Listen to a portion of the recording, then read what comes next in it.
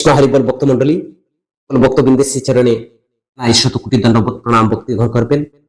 আমরা আস্বাদন করব শ্রীমদ ভাগবতের প্রথম স্কন্ধের 16 অধ্যায় থেকে 20 অধ্যায় পর্যন্ত মহারাজের কলির সাক্ষাৎ, শাস্তি, শিক্ষার প্রদান,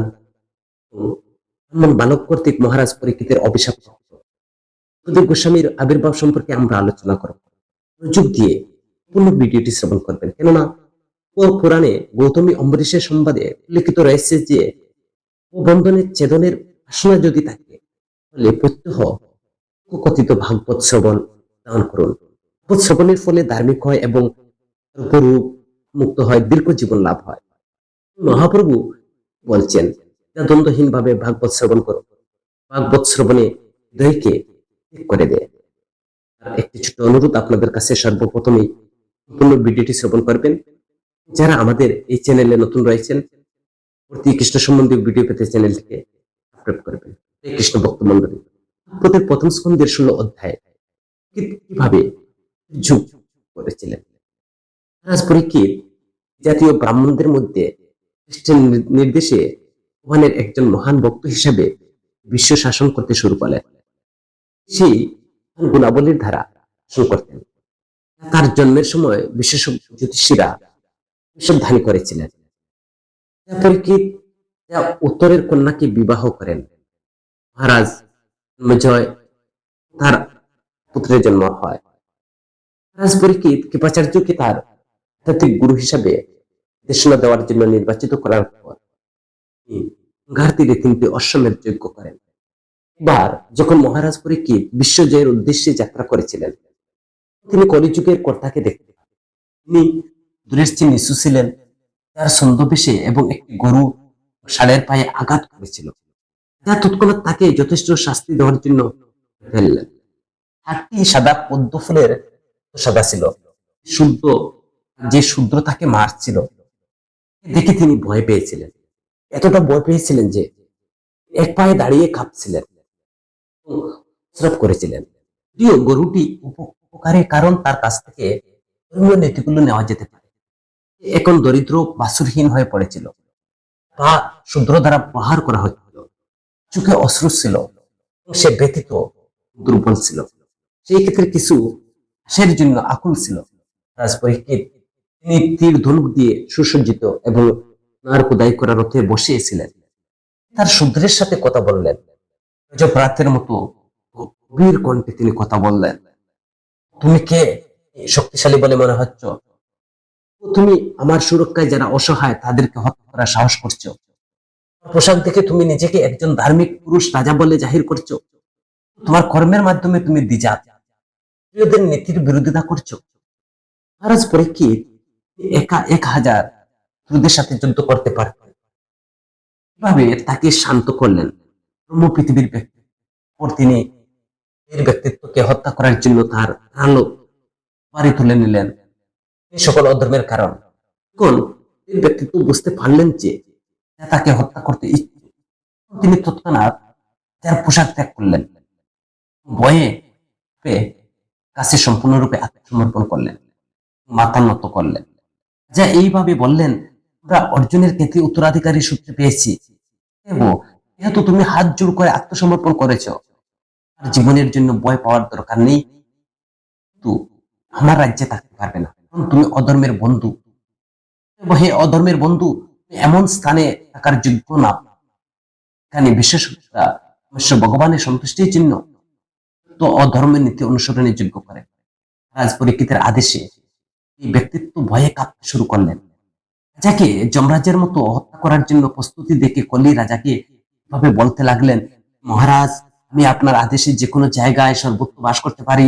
আমি আপনাকে ধনুক সহ যেদিকে তাকাবো সেখানেই দেখতে পাবো। এতেব ধর্মরক্ষকদের মধ্যে প্রদান করে আমার জন্য এমন একটি জায়গা করুন যেখানে আমি এইভাবে আপনার কারের সুরক্ষায় থাকতে পারবো।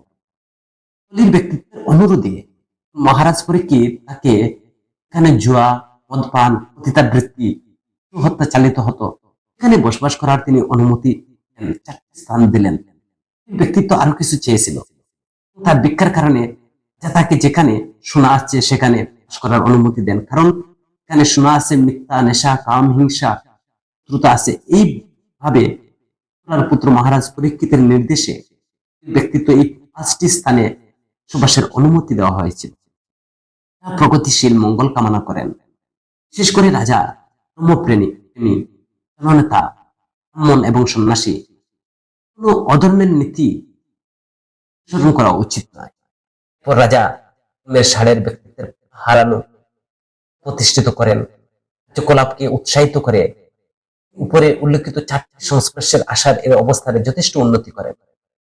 একে শাস্তি এবং পুরস্কার। সুত গোস্বামী বলছেন, এই স্থানে পৌঁছানোর পর মহারাজ পরীক্ষিত লক্ষ্য করলেন যে যার মতো পোশাক পরে যে একজন নিম্নবর্ণের শূদ্র একটি গরু একটি ষাঁড়কে লাঠি দিয়ে মারছে, তাদের কোনো মালিক নেই। একটি সাদা পদ্ম ফুলের মতো সাদা ছিল। যে শূদ্র তাকে মারছিল তাকে দেখে সে ভয় পেয়েছিল, ভয় পেয়ে গেল। এত ভয় পেয়েছে এক পায়ে দাঁড়িয়ে কাঁপছিল, সব করছিল। যদিও গরুটি উপকারী, কারণ কাছ থেকে ধর্মীয় নীতিগুলো জানা যায়। দরিদ্র বাসুরহীন বা একজন শূদ্রের দ্বারা ছিল, তার চোখে জল এলো। ব্যথিত এবং দুর্বল, মাটি কিছু ঘাসের জন্য আকুল ছিল। তীর ধনুক দিয়ে সজ্জিত করা রথের উপর বসে মহারাজ যে প্রাতের মতো গভীর কণ্ঠে সাথে কথা বললেন, তুমি কি একটা নিরীহ গরুকে মারতে সাহস করো? ভগবান শ্রীকৃষ্ণ গাড়ি মুখের বাহক অর্জুনের দৃষ্টির আড়ালে। যেহেতু নির্জন স্থানে নির্দোষকে মারছো, তাই তোমাকে অপরাধী বলে মনে হয়, তাই তোমাকে হত্যা করা উচিত। ষাঁড়টিকে জিজ্ঞাসা করলেন, ওহ, তুমি কে? কি সাদা পদ্মের মতো ষাঁড়? তুমি একজন দেবতা। তোমার 3টি পা হারিয়েছ, মাত্র একটি চলাফেরা ষাঁড়ের আকারে আমাদের কোন দেবতা? বংশের রাজাদের বাহু দ্বারা রক্ষিত রাজার বারের মতো আমি তোমাকে জল নিয়ে করতে দেখছি। পর্যন্ত পৃথিবীতে কেউ রাজকীয় অবহেলার কারণে শ্রু জড়ায়নি। রবির পুত্র, তোমার বিলাপ দরকার নেই। নিম্ন শ্রেণীর শূদ্রকে ভয় পাওয়ার দরকার নেই। মাতা গাবি, যতদিন আমি সকল ঈর্ষান্বিত শাসক দমনকারী বেঁচে আসি, ততদিন তোমাদের কান্নার কোনো কারণ নেই। তার জন্য সবকিছু ভালো হবে। পবিত্র যে রাজা সকল ধরনের জীব দুষ্টদের দ্বারা ভীত হয়, তার সুনাম আয়ুষ্কাল পুনর্জন্ম অদৃশ্য হয়ে যায়। তারা কষ্ট ভোগ করে, দুঃখ দূর করা আবশ্যক, যার কর্তব্য। এই সবচেয়ে হতভাগ্য ব্যক্তিকে হত্যা করতে হবে, সে অন্যান্য জীবের প্রতি হিংস্র। মহারাজ পরীক্ষিত বারবার ষাঁড়টিকে সম্বোধন করে জিজ্ঞাসা করেছিলেন, রবির পুত্র 3 পা কেটে দিয়েছে। ভগবান শ্রীকৃষ্ণের আইনে মেনে চলা রাজাদের অবস্থায় মতো দুঃখী আর কেউ নেই। ষাঁড় অপরাধহীন, পূর্ণ সৎ, তোমার সর্বাত্মক মঙ্গল কামনা করি। দয়া করে আমাকে অঙ্গহানির অপরাধীর সম্পর্কে আমাকে বলুন, যা তার পুত্রদের সুনামকে কলঙ্কিত করে। কেউ অপরাধহীন জীবকে কষ্ট দেয়, পৃথিবীতে যে কোনো জায়গায় সর্বত্র আমাকে ভয় করতে হবে। সব দুষ্কৃতকারীদের মন করে স্বয়ংক্রিয়ভাবে অপরাধহীন উপকার করে। নতুন জীব অপরাধহীনদের নির্যাতন করে, অপরাধ করে আমার দ্বারা সরাসরি উপরে ফেলা হবে। সে কোন কর্ম বা সাজসজ্জা সহ স্বর্গের বাসিন্দার হয়, সব রাজার সর্বোচ্চ কর্তব্য হলো মেনে চলা, ব্যক্তিদের সমস্ত সুরক্ষা প্রদান করা। সাধারণ সময় যখন জরুরি অবস্থা নেই, সে বিধান থেকে বিচ্যুত ব্যক্তিদের শাস্তি দেওয়া। ব্যক্তিত্ব বলছে তারা এই কথাগুলো পাণ্ডব বংশের একজন ব্যক্তির জন্য উপযুক্ত। লোকদের ভক্তিমূলক গুণাবলীর দ্বারা মোহিত। কি ভগবানের ব্যক্তিত্ব, ভগবান কৃষ্ণ একজন বার্তাবাহক হিসেবে পালন করেছিলেন। মানুষের মধ্যে শ্রেষ্ঠ, তাদের দুঃখের কারণ কে তা নির্ধারণ করা খুবই কঠিন। তান্ত্রিক দার্শনিক বিভিন্ন মতামতে আমরা বিভ্রান্ত। দার্শনিক যারা সকল ধরনের দৈত্যতাকে অস্বীকার করে, ঘোষণা করেন যে ব্যক্তির নিজের সুখের জন্য তারা নিজেরাই দায়ী। অন্যরা বলে যে মানবীয় শক্তি, আর অন্যরা বলেন যে কার্যকলাপ। বস্তুবাদী মনে করেন যে প্রকৃতির চূড়ান্ত কারণ। দাবিদ আছেন যারা বিশ্বাস করেন যে কেউ তর্কের মাধ্যমে দুঃখ ধারণ হয়, ধারণ করতে পারেও না, পুরার মাধ্যমে তা জানতেও পারে না, ওদের মাধ্যমে তা প্রকাশ করতে পারে না। যা তুমি রাজাদের মধ্যে ঋষি, তার নিজস্ব বুদ্ধিমত্তা দিয়ে সমস্ত চিন্তা করে নিজে বিচার করুন। গোস্বামী বললেন, ব্রাহ্মণদের মধ্যে শ্রেষ্ঠ সম্রাট পরীক্ষিত অন্যের ব্যক্তিত্বের কথা শুনে সম্পূর্ণ সন্তুষ্ট হয়েছিলেন বা অনুসূচনা ছাড়াই তিনি উত্তর দিয়েছিলেন, যা বললেন, ষাঁড়ের আকারে আছো, ধর্মের সত্য জানো, নীতি অনুসরণ বলছ, ধর্মীয় কর্মকাণ্ডের জন্য নির্ধারিত গন্তব্য ব্যক্তির জন্য নির্ধারিত, অপরাধীকে শনাক্ত করেন, ধর্মের ব্যক্তিত্ব ছাড়া কেউ নয়। সুতরাং এটা উপসংহারে পৌঁছেছি যে ভগবানের শক্তি অকল্পনীয়। মানসিক অনুমোদন শব্দের চলনের দ্বারা কেউ তাদের অনুমান করতে পারে না। তো যুগে চাপা, মিত্রতা, সত্যবাদিতা, চারটি পা ছিল। হচ্ছে তপস্যা, পবিত্রতা, করুণা, সত্যবাদিতা, চারটা নীতির উপর ধর্ম প্রতিষ্ঠিত ছিল। মনে হচ্ছে তিনটা পা ভেঙে গেছে। অহংকার, প্রতি লালসা, যার মতো অধর্মের কারণে এখন কেবল একটি পায়ের উপর দাঁড়িয়ে আছো, তোমার সত্যবাদিতা। কোনো না কোনো ভাবে বেড়াচ্ছ, কিন্তু ছলনার দ্বারা সম্পৃক্ত কলি সে পা ধ্বংস করার চেষ্টা করছে। এর বোঝা অবশ্যই ভগবানের এবং দ্বারা হ্রাস পেয়েছিল। তখন তিনি অবতার হিসেবে উপস্থিত ছিলেন, শুভ পদচিহ্নের কারণে মঙ্গলিক সাধিত হয়েছিল। দুর্ভাগ্যবশত ভগবানের দ্বারা পরিত্যক্ত হয়ে চোখে অশ্রু নিয়ে ভবিষ্যতের জন্য বিলাপ করছেন। এখন সে নিম্ন শ্রেণী পুরুষদের দ্বারা শাসিত উপভোগ করা হচ্ছে, যার শাসক হিসাবে জাহির করছেন তিনি একা 1000 শত্রুর সাথে লড়াই করতে পারতেন। কিভাবে ধর্মের সাথে করতে পারতেন? পৃথিবীর ব্যক্তিত্ব শান্ত করেছিল, কলি ব্যক্তিত্বকে হত্যা করার জন্য তার ধারালো তরবারি তুলে নিলেন। সকল অধর্মের কারণ কলি ব্যক্তিত্ব বুঝতে পারলেন যে রাজা হত্যা করতে ইচ্ছুক হলেন। তৎক্ষণাৎ রাজার পোশাক ত্যাগ করলেন, চাপে তার কাছে সম্পূর্ণরূপে আত্মসমর্পণ করলেন, মাথা নত করলেন। মহারাজ পরীক্ষিত, যিনি আত্মসমর্পণ গ্রহণযোগ্য ছিলেন, দরিদ্র আত্মসমর্পণকারীকে পতিত কলিকে করেননি, ওনার সাথে ছিলেন। তিনি দরিদ্রদের প্রতি দয়ালু ছিলেন। মহারাজ পরীক্ষিত এইভাবে অর্জুনের খ্যাতি উত্তরাধিকারী সূত্রে পেয়েছি। যেহেতু তুমি হাত জোড় করে সম্পূর্ণ করছো, তোমার পাওয়ার দরকার নেই, আমার রাজ্যে থাকতে পারবে না, তুমি অধর্মের বন্ধু। কলির ব্যক্তিত্ব অধর্মকে একজন মানব দেবতা বা নির্বাহী প্রধান হিসেবে কাজ করতে দেওয়া হয়, তাহলে অবশ্যই লোভ, ডাকাতি, অভদ্রতা, বিশ্বাসঘাতকতা, ভাগ্য ধারণা, অহংকারের মতো অধর্মীয় নীতিগুলো প্রচুর পরিমাণে বৃদ্ধি পাবে। এতেও অধর্মের বন্ধু এমন স্থানে থাকার যোগ্য নয়, এখানে বিশেষজ্ঞ পরমেশ্বর ভগবানের সন্তুষ্টির জন্য ধর্মীয় নীতি অনুসরণ করে যোগ্য করে। অনুষ্ঠানে যদিও কখনো কখনো একজন দেবতার পূজা করা হয়, অবশ্যই ভগবানের পূজা করা হয়, কারণ সকলের পরমাত্মা সে মতো ভিতরে বাইরে উভয় স্থানে তিনি বিরাজমান। একমাত্র উপাসকের সমস্ত কল্যাণ প্রদান করেন। সুত গোস্বামী বললেন, মহারাজ পরীক্ষিতের আদেশে কলির ভয়ে কাঁপতে লাগলেন।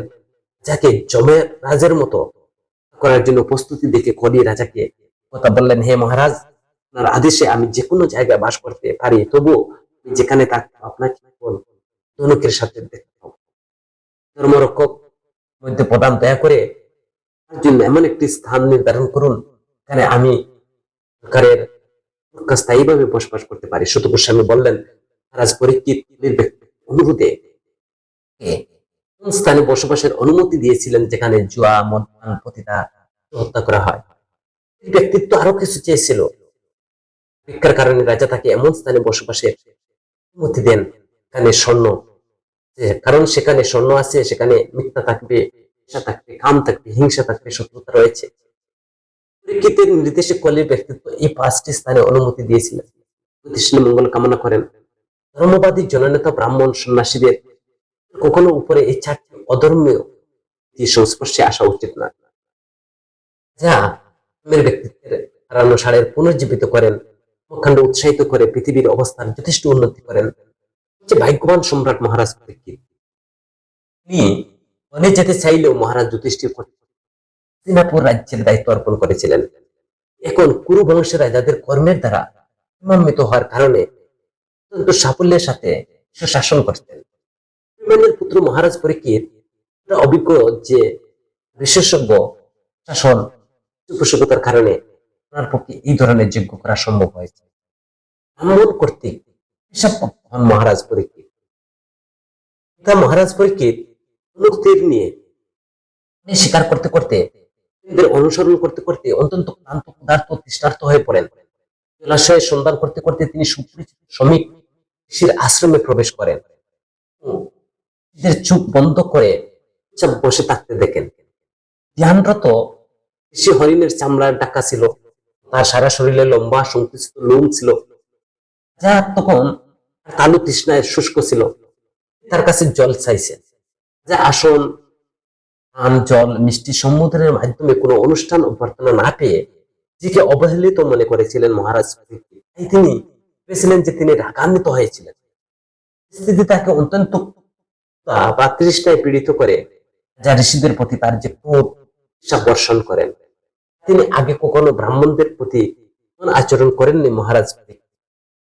ঋষিদের খাদে থাকা অবস্থায় পর তিনি প্রাসাদে ফিরে আসলেন, একটি মৃত প্রদর্শন করে সেই গায়ে পরিয়ে দিলেন।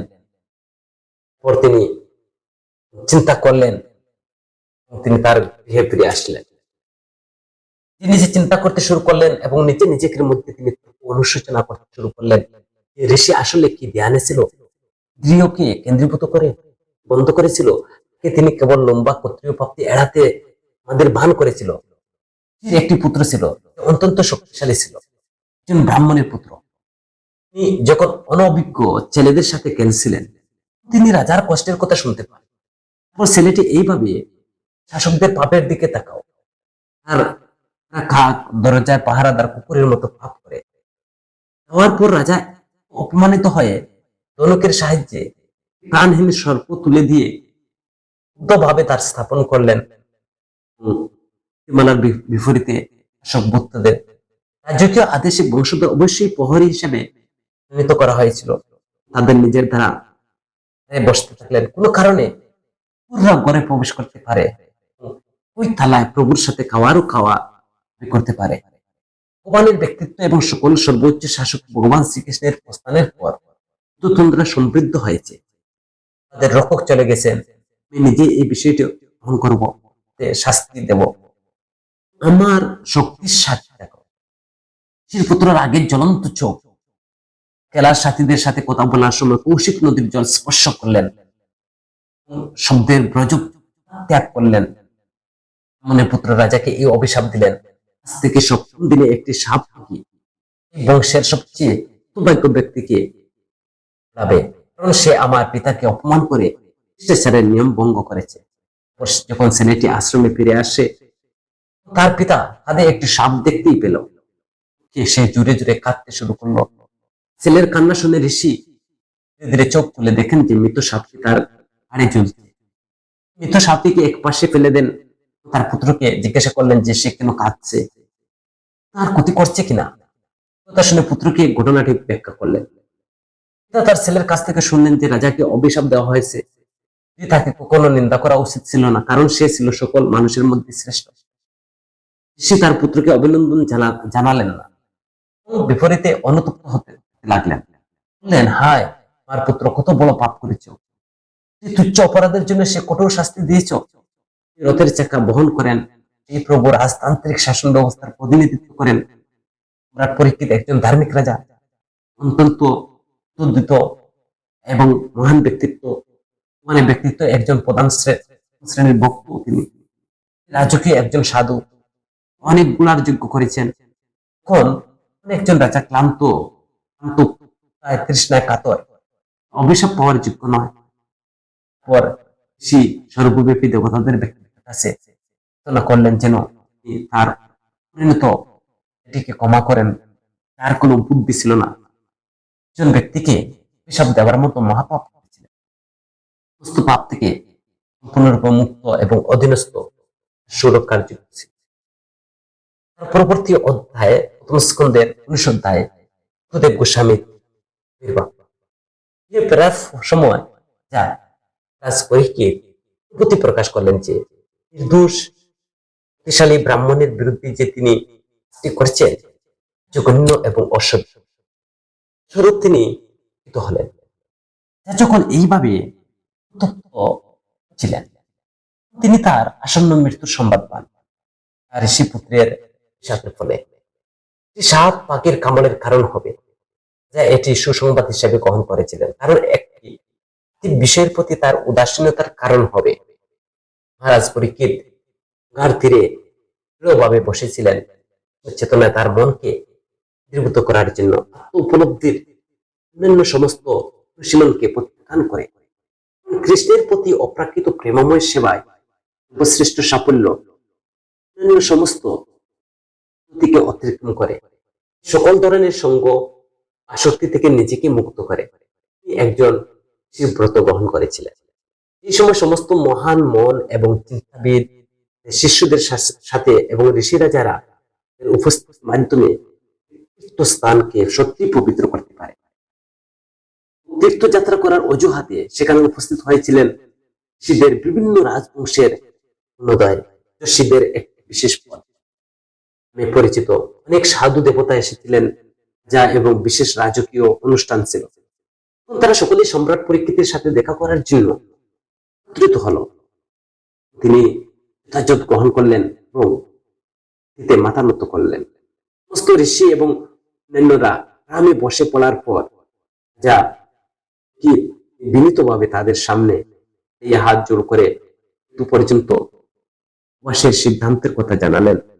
বললেন, ব্রাহ্মণগণ সম্পূর্ণরূপে সমর্পণকারী আত্মা হিসেবে গ্রহণ করুন। ভগবানের প্রতিনিধি গঙ্গা আমাকে কিভাবে গ্রহণ করুন। আমি ইতিমধ্যে ভগবানের পাদ পদ্মে হৃদয় ধারণ করেছি।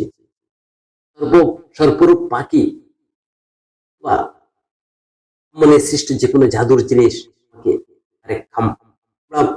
আসে যায় না, কেবল মাত্র তাই ভগবানের বিষ্ণুর চরণে কীর্তন গাই। সমবেত সকল মহান ঋষি মহারাজ পরীক্ষিতের সিদ্ধান্তের প্রশংসা করলেন, খুব ভালো বলে মনে করে তার অনুমোদন করলেন।